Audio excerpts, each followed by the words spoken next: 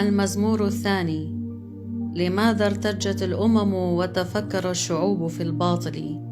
قام ملوك الأرض وتآمر الرؤساء معا على الرب وعلى مسيحه قائلين: لنقطع قيودهما ولنطرح عنا ربطهما.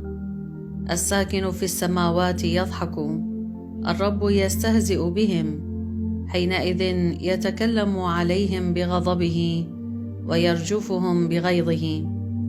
أما أنا فقد مسحت ملكي على صهيون جبل قدسي.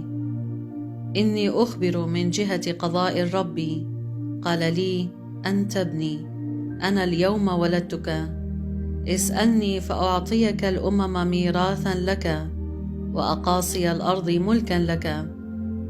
تحطمهم بقضيب من حديد، مثل إناء خزاف تكسرهم.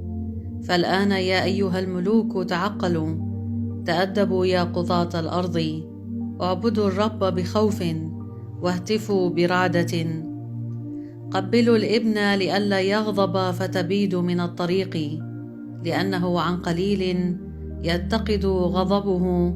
طوبى لجميع المتكلين عليه. آمين.